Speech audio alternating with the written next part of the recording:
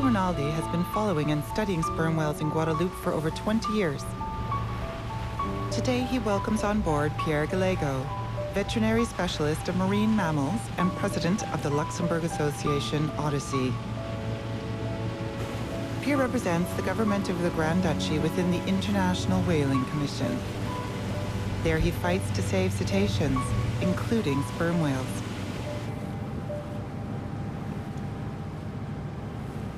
Pierre travels the world to observe them and work for their conservation.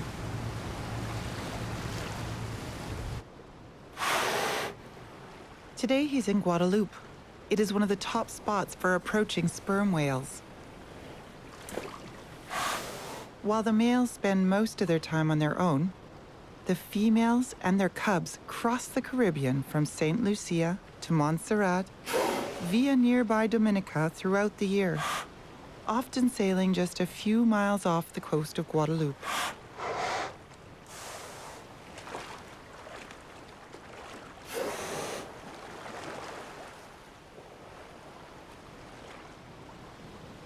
Here we're on the spot.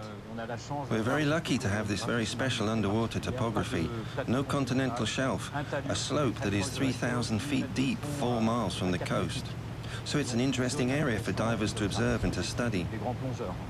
I also wanted to know how many sperm whales you could observe around Guadeloupe and whether they stay here or move around the Caribbean islands. We have 250 sperm whales. Really? Not counting the large breeding males. Of the 250, 100 are really faithful to Guadeloupe. We find them very regularly in family groups. But apparently, the animals have a feeding zone of 1,250 miles. Oh, yes, that's big. How do you find sperm whales in this vastness? Renato and Pierre are actually going to spot them first, thanks to the sounds. Shall we try to listen to them? Yes. They immerse a hydrophone, an underwater microphone, to try to find the sperm whales underwater, where they keep themselves out of sight. All right, let's see where they are. I don't see anything on the surface yet. You see, I'm rather due west. Renato scans the ocean, moving the microphone in all directions. He tries to discern, in the din of the ocean, the mysterious clicks emitted by the sperm whales. Characteristic dry clicks that scientists learn to decode and interpret.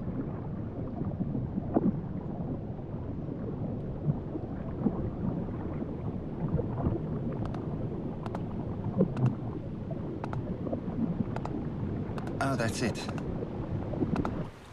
Can you hear them? Yeah, I can barely hear them. Wait, I'll give you the headphones just a second. It's more in the south, you see. It's not strong. Okay. Contrary to popular belief, sound travels much better and faster in water than in air, and sperm whale clicks can be heard several miles away. Oh, yeah. Yep, they're still far away. Yeah. You can still hear the clicks? Yes.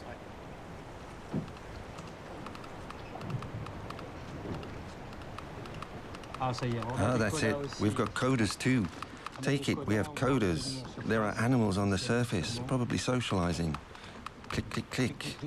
Codas are sound patterns made of clicks that sperm whales use to communicate between each other.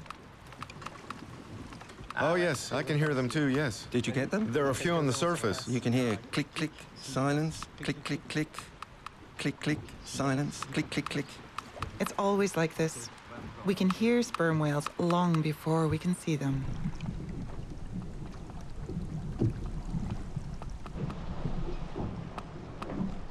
Okay, it's really 180.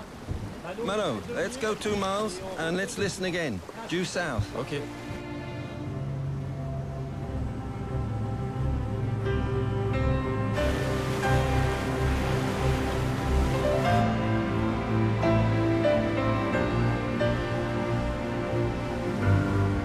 Everyone is scanning the horizon. The sperm whales are somewhere to the south, maybe hundreds of feet below the surface. But inevitably, they will reappear. They're mammals, like us, and eventually they must go to the surface to breathe in the open air. And it's there, at the border of their two worlds, air and water, that Renato and Pierre will be able to find them and observe them.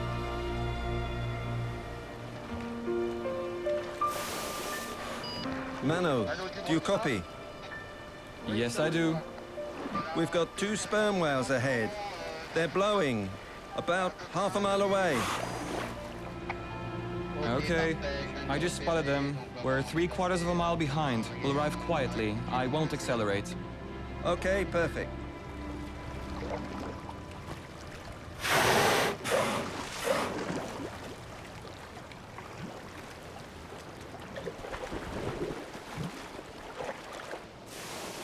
They're right in front of us, on the surface.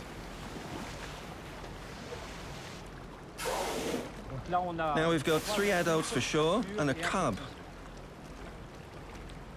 Well, maybe it's going to... No, it's not going to dive, is it? Oh yeah, it's going to dive. Come on, caudal fin, on the right.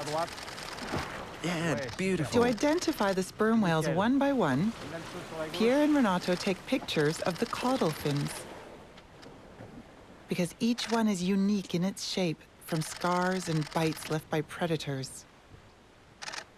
A beautiful caudal fin. From this, we can draw up a complete directory of sperm whales, individual by individual.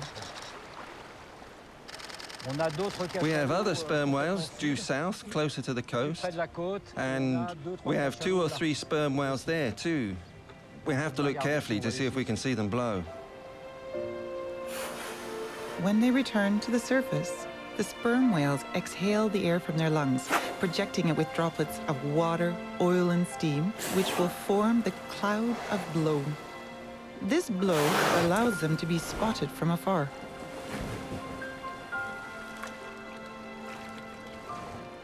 The S-shaped blowhole is closed by a valve which, by reflex, opens to breathe and closes as soon as the whale dives underwater.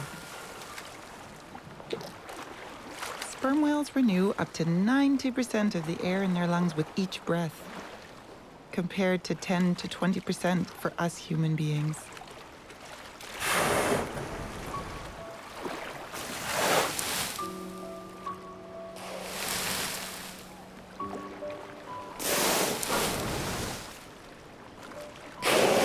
A breath of amazing efficiency.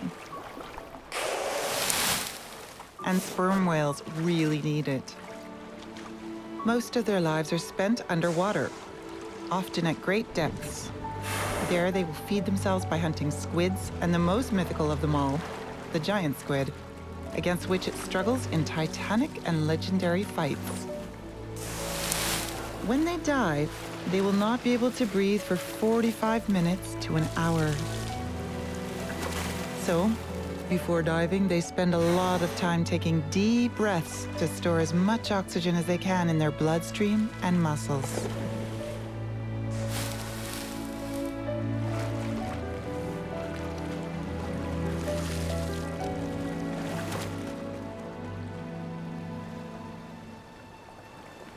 Then, they totally disappear. And what's happening down there, 3,000 to 6,000 feet below the surface, must be retraced and imagined by scientists.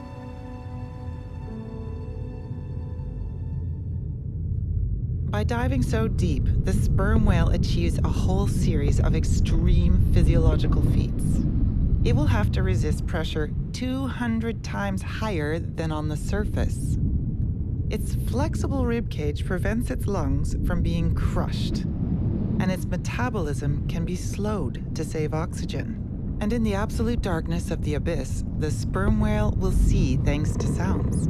It emits clicks that are focused like a laser thanks to a complex system located in its huge head, which alone weighs 5 tons.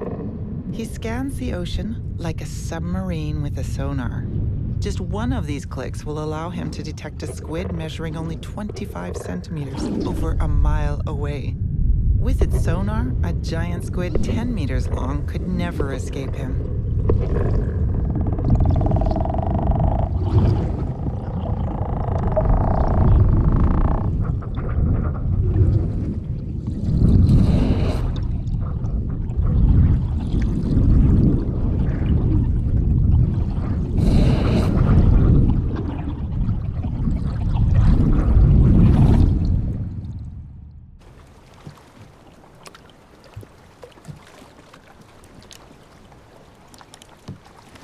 From the boat, Renato monitors at a distance what is happening in the great depths. He records the distant echoes of the hunt, and thanks to these sounds, he can detect the battles that take place 3,000 feet below the surface. He's also looking for an indication of where the sperm whales will reappear.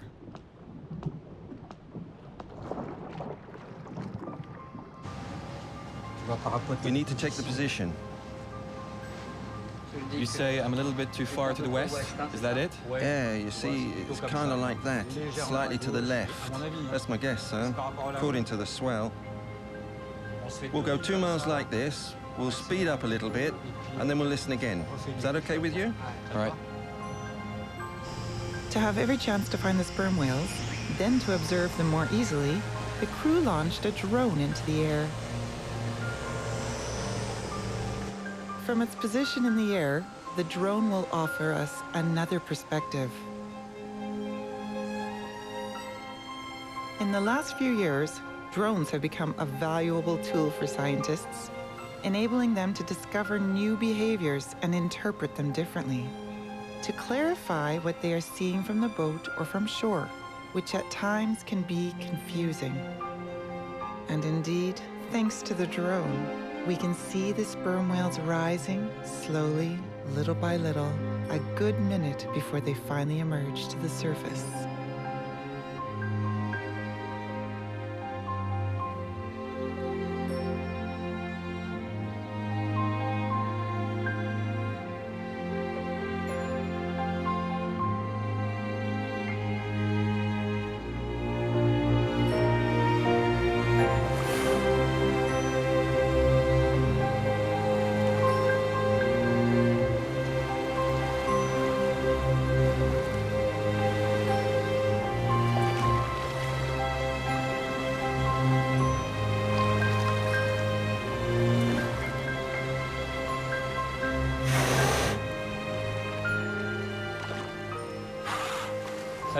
That's it, the female just surfaced. Is that a female with a cub there? Absolutely. They're getting on pretty well. They're still on the surface. There's more in the back. Right behind us, we have 2 adults. Most of the time, there are short breaks where the animals regularly meet on the surface. They gently bite each other, they touch each other a lot. It strengthens social bonds in the group.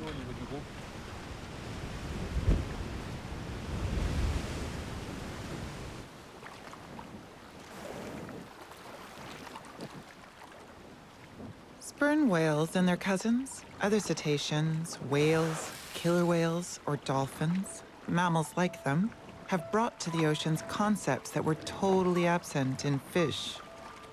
Social ties, attachment, tenderness, education, and a never-ending solidarity.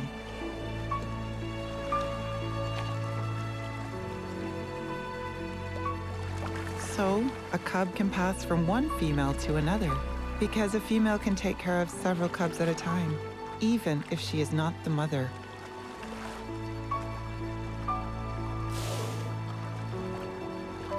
Cubs don't participate in the hunt.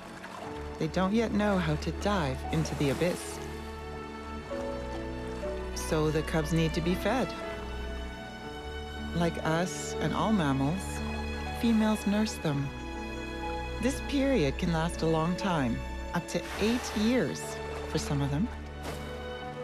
But how this nursing works remains in part a mystery. It's been observed very little and very briefly. Shane Giro, the top specialist on sperm whales, studies them around the nearby island of Dominica. He hypothesized for a while that the cubs suckled through the blowhole, the nostril. Indeed, from the air, we can see the two cubs come to cling to the female belly.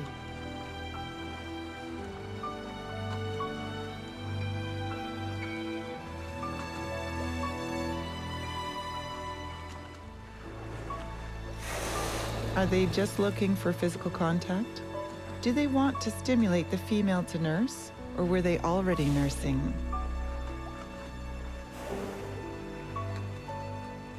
One of the babies seems to turn around several times. Is it trying to suckle with its mouth? Even the drone has its own limits, and it's difficult to distinguish exactly what's happening just below the surface.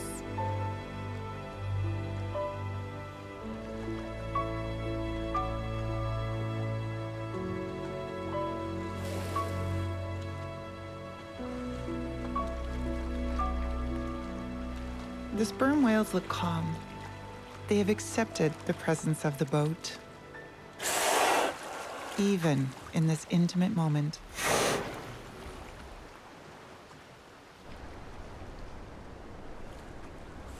Eh bien, quand vous voulez, les amis, c'est parti. Pierre wants to seize the opportunity. He decides to dive into the water himself to try to see the nursing as closely as possible. Okay, go, go, go.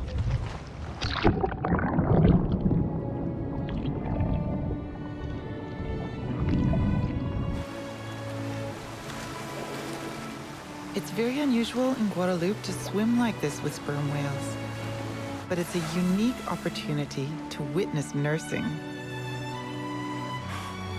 Pierre directly focuses on one of the mothers and its baby. As he's snorkeling, he doesn't cause stress to the animals. They feel secure enough to let him approach without deviating from their course.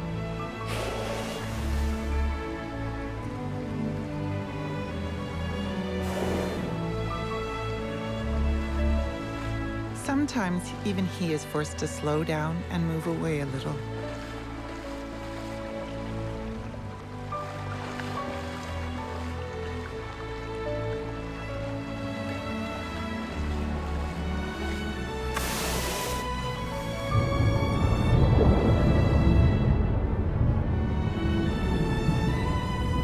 And suddenly, the young sperm whale slips under the female.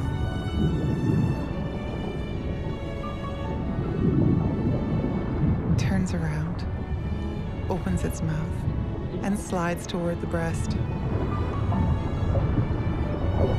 There is no doubt about it. It is suckling through its mouth.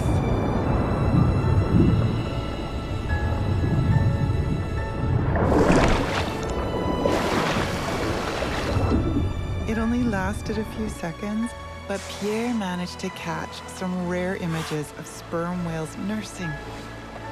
A precious document, and a special feeling for him.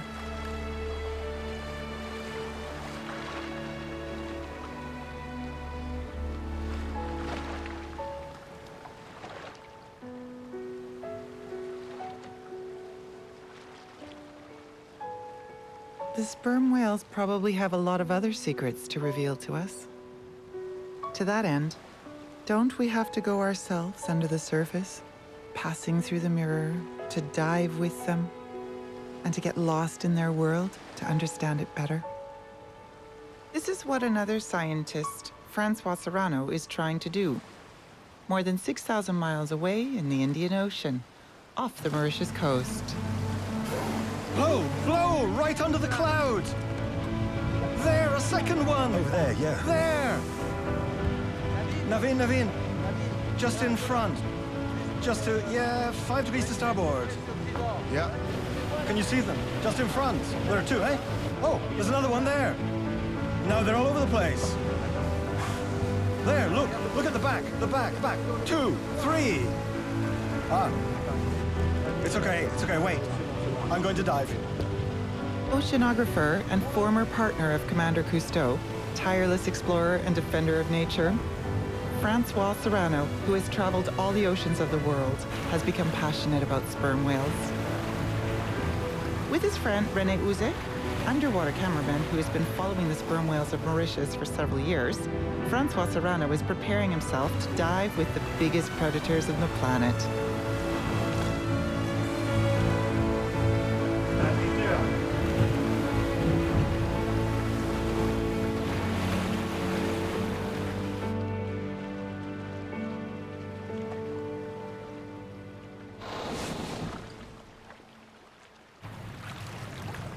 Get ready.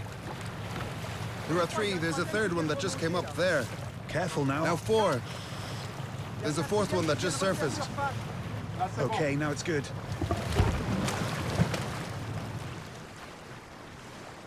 Go straight, go straight.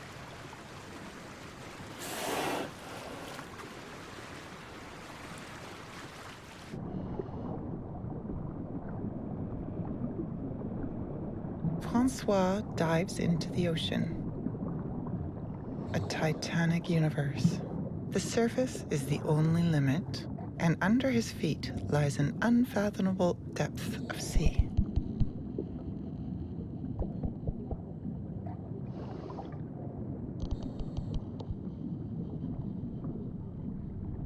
A universe proportionate to the sperm whales.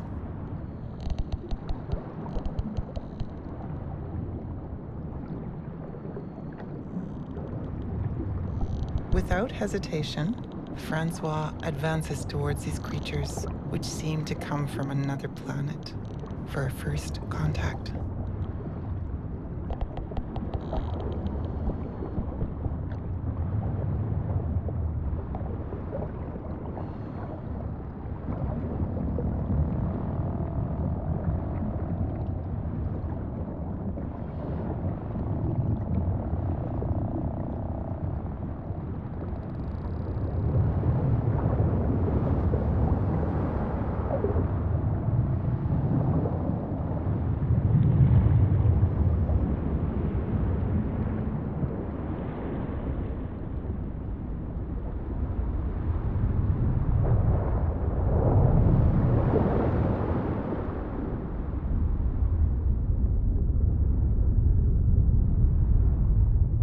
But the giants do not allow themselves to be approached so easily.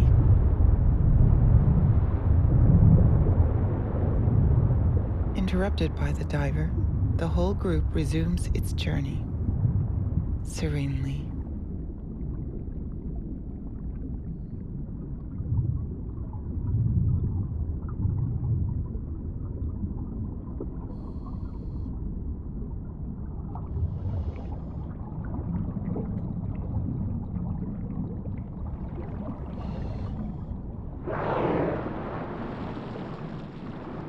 Only one large female stays behind, absorbed in cleaning her teeth with remora fish.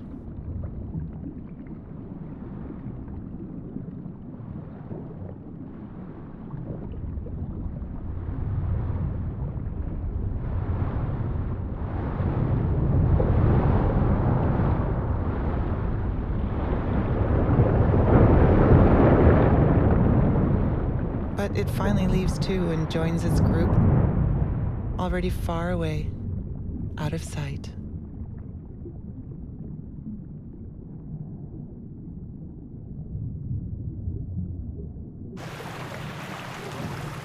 Oh, they didn't wait for us.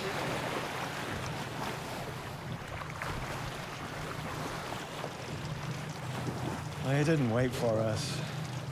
They avoid us. They're avoiding us.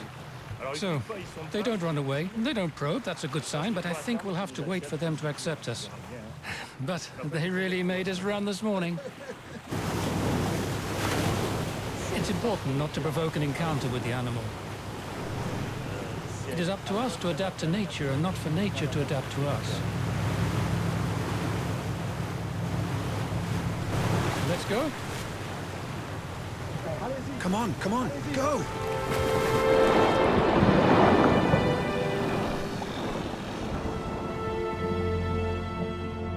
François would like the sperm whales to welcome him into their underwater world, so he increases the frequency of his dives.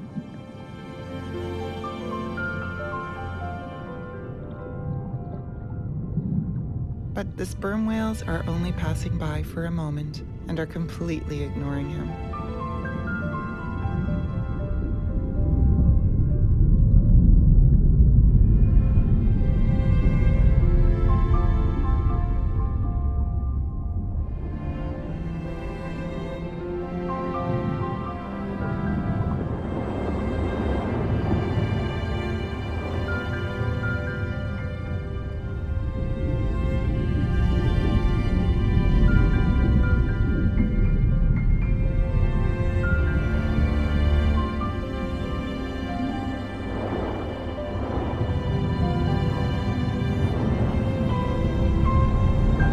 Water remains a difficult environment in which the human diver moves very slowly, whereas sperm whales, despite weighing tons, are perfectly at ease.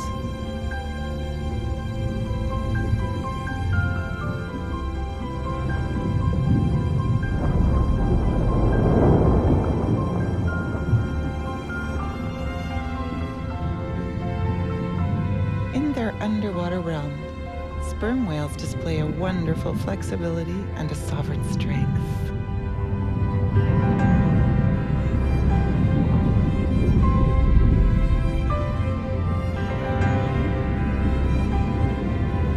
Then they escape again, leaving François a delicate veil of skin floating behind.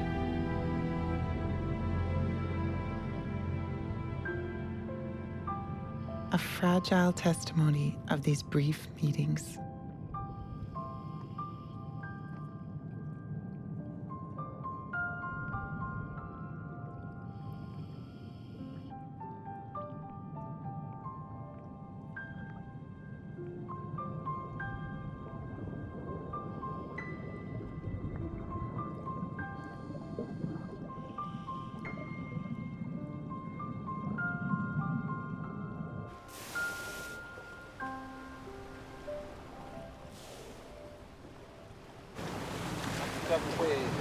Through sheer will and determination, François and René hope to gradually get the sperm whales used to their presence.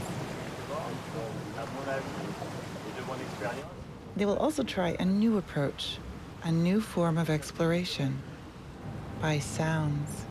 François, come here. Ah, nice, nice, nice. Here. My friend Pascal made you a special little toy. Oh, yeah? It's a Tascam. It's a recorder with a waterproof microphone. Okay, so let me see. So you're saying this microphone will record the sounds that are reflected and concentrated by the bowl, and it will protect the mic from all the extraneous sounds that come from behind and from the sides. And the small camera to find out which... To identify which sperm whale you're going to interview. All right, well, this is great. Can you believe it? You'll be the first person to interview a sperm whale.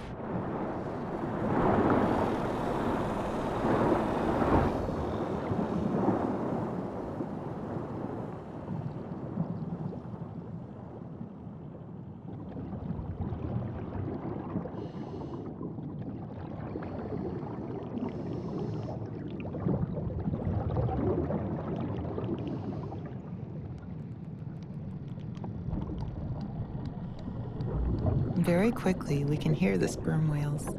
Will they allow us to get in touch with them this time?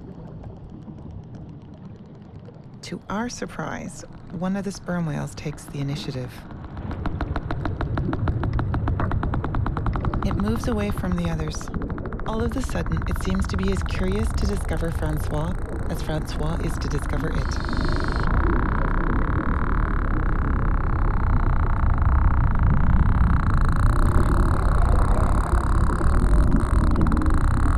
They explore each other by their own means.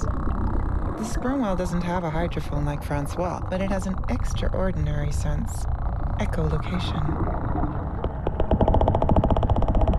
It uses these extremely powerful sound pulses and analyzes the echo emitted by the targeted object, in this case François, to form a sound image.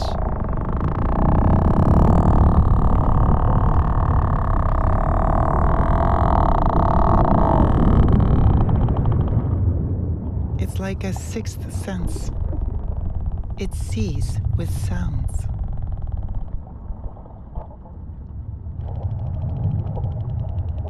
The sperm whale inspects its entire environment.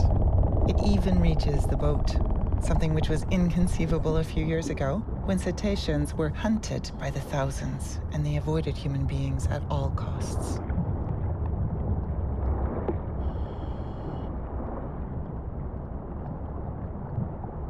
The sperm whale now scans the whole boat, detecting the shape of its hull. The echolocation gives it an idea of its thickness. It must perceive that it's not full. And maybe what's inside. A bit like an ultrasound that reconstructs the image of the fetus inside the mother's womb.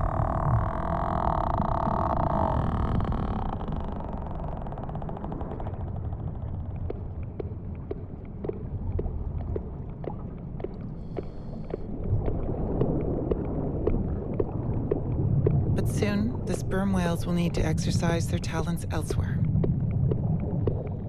They have to go hunting again.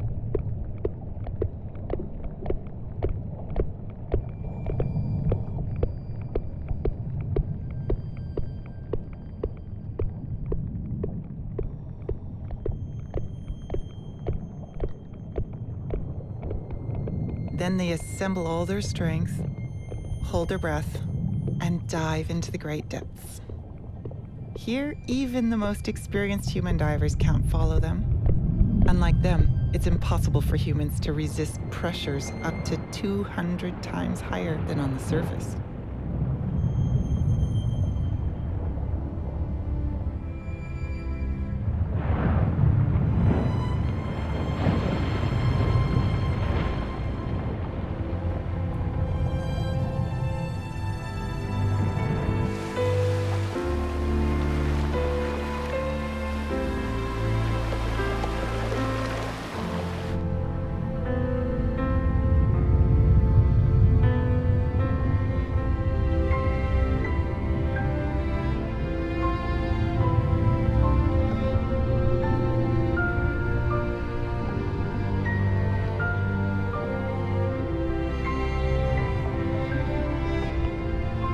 So François lets them go into the abyss, where light totally disappears.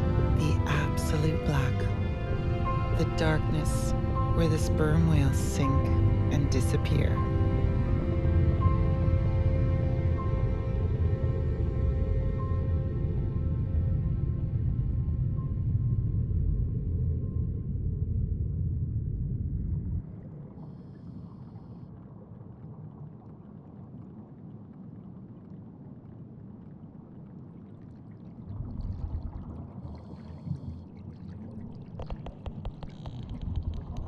But not all the sperm whales have disappeared. François captures the sounds of codas close by, these patterns of clicks that the sperm whales exchange to communicate with each other.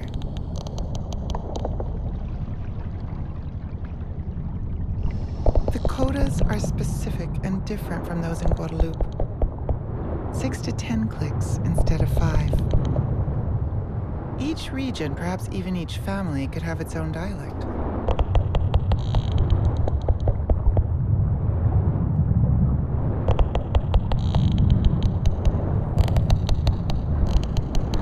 This group of babies and youths remained on the surface. We know that they can't dive into the abyss like the adults. When their mothers go hunting miles down in the ocean, they can't keep them out of harm's way. In the great blue, there is nowhere to hide. They have to leave their cubs in open water, near the surface, where they could find themselves at the mercy of predators. Then a large female devotes herself to watch over them, waiting for the other mothers to return from their distant hunt.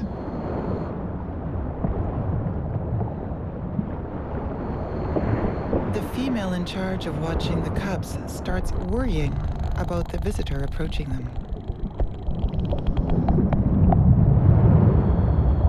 She comes to scan François.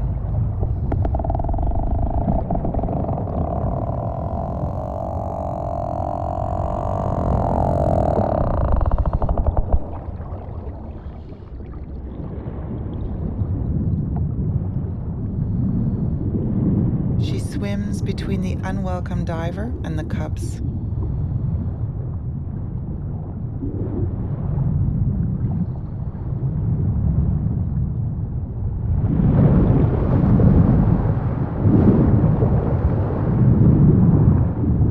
And when she gives a signal to leave,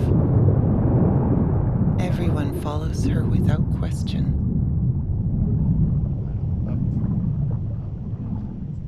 Back ashore, François analyzes the images of the meeting. The moment they socialize, it's incredible.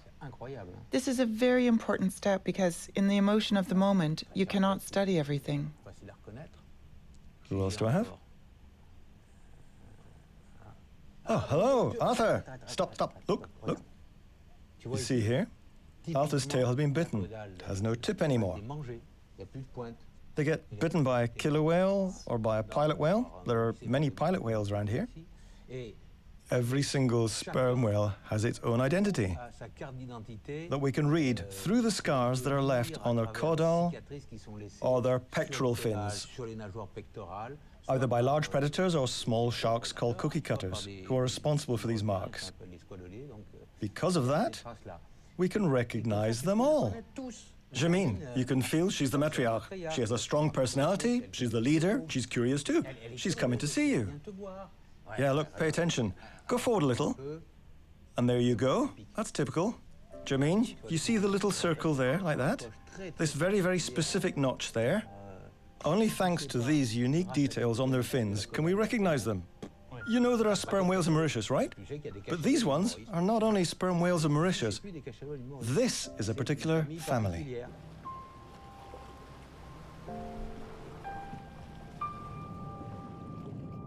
To dive into the heart of this family of sperm whales that he is becoming acquainted with, François goes down without an oxygen tank, free diving like them.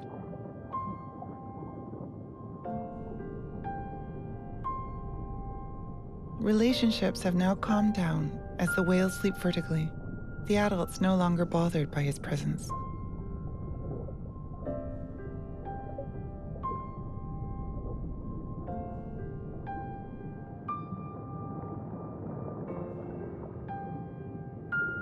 Sperm whales always stay half asleep. They remain conscious all the time because they have to come to the surface regularly to breathe. So one half of their brain stays awake, while the other half rests.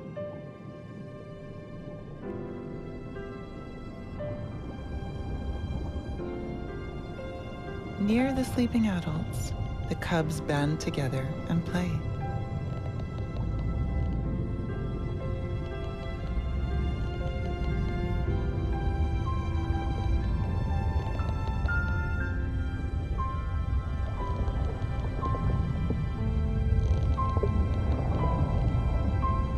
Jermine, the matriarch, stays close to them, always recognizable by the notch on her tail fin.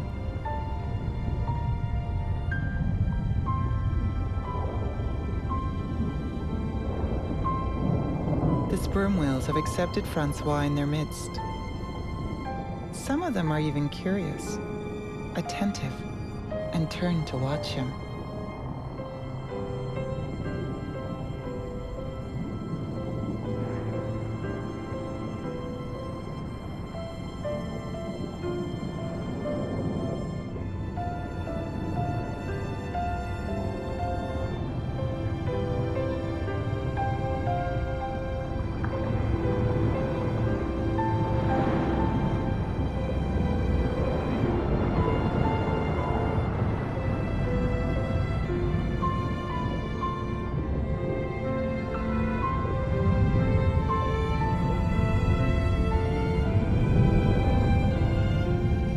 Having finished their nap on the surface, responding again to the call of the depths, the sperm whales will soon return to their deep odyssey.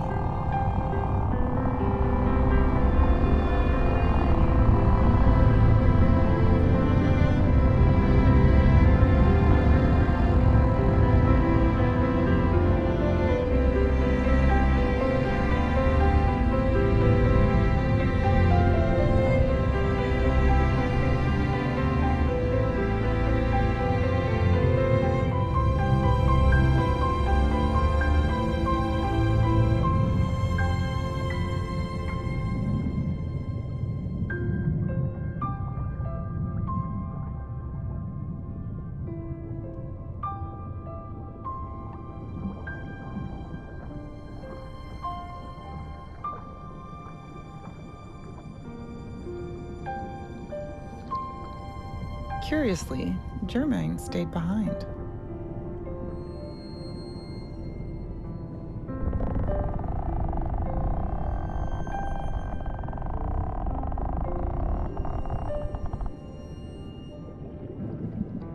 She lingers next to François, standing before him as if in suspension. She's scanning him with her echolocation. Does she recognize him? It's impossible to be absolutely sure.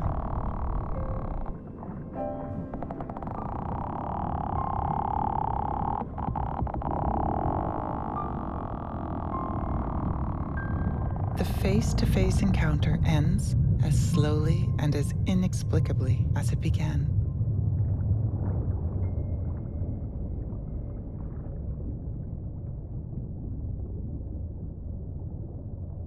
François was probably hoping to get more. He'll have to be patient and persevere.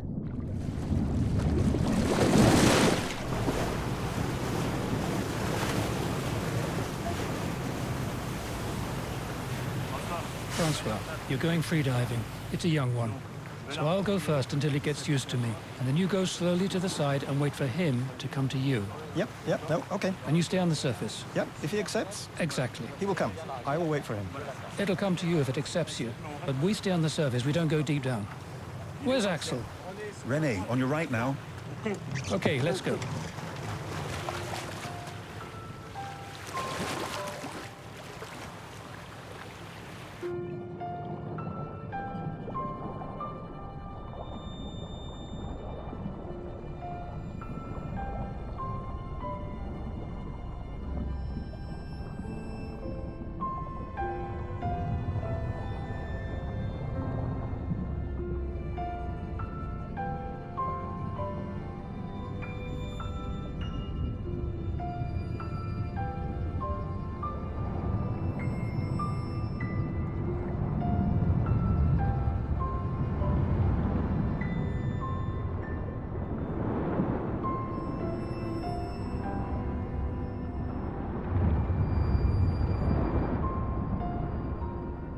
The cub lazing around quietly on the surface was listed by François as Elliot.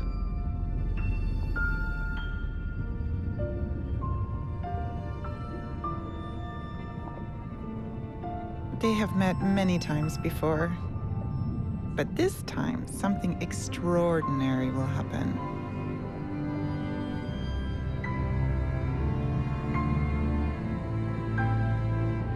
When François approaches, Elliot stays put. He doesn't run away. But it's not finished yet.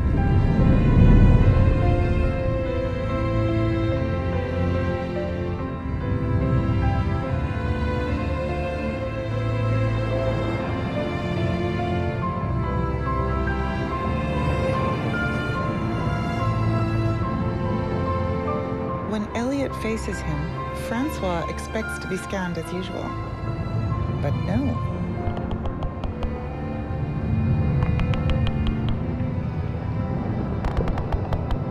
The sounds the young sperm whale is making are codas. And not just any codas.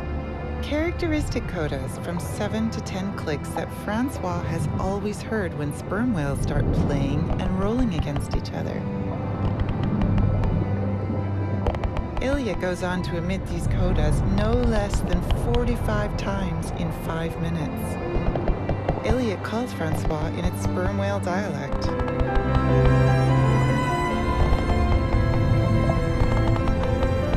It seeks contact and even seems to invite François to play.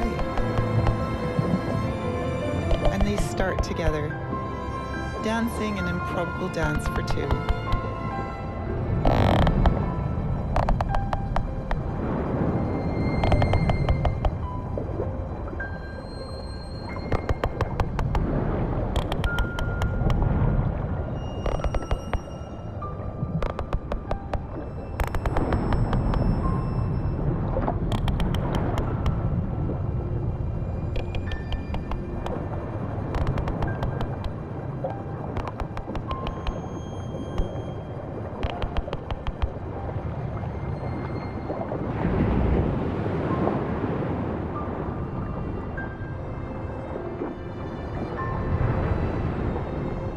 Elliot has chosen to play with François.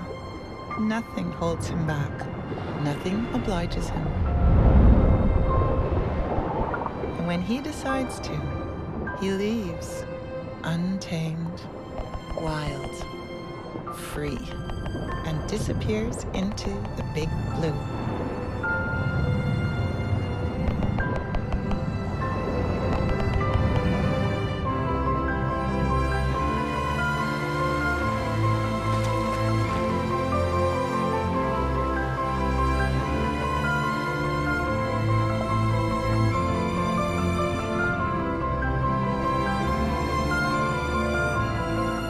To understand sperm whales, we have to meet them, listen to them, accept that they come to us. This finally seems possible so many years after we've stopped hunting them, and they have found relative peace. François succeeded in his mission beyond his expectations. He witnessed and was involved in what is probably the first communication from a sperm whale to a human being, a new kind of encounter. Perhaps this is the promise of a new alliance, a pact to be sealed between us human beings and all those who inhabit the ocean.